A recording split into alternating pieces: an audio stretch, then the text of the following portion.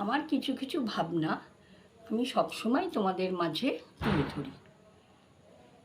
আমার মনে হয় এমন কোনো মানুষ যাকে তুমি কখনো বন্ধু ভাবতে পারোনি, যাকে কখনো তুমি নিজে বন্ধুর স্থান দাওনি, তার পরিবর্তে তুমি অন্য কোনো মানুষকে বন্ধুর কদর করেছো, বন্ধুর মর্যাদা দিয়েছো, তার পাশে থেকেছো।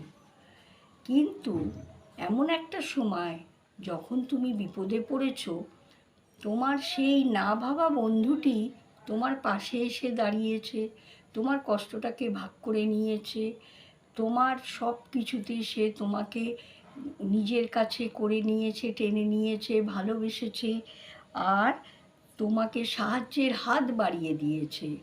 যেখানে কি না সেই যে তোমার পরম বন্ধুটি, সে আস্তে করে তোমার পাশ থেকে দূরে সরে গেছে।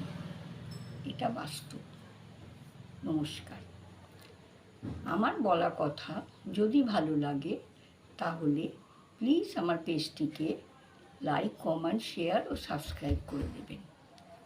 ধন্যবাদ।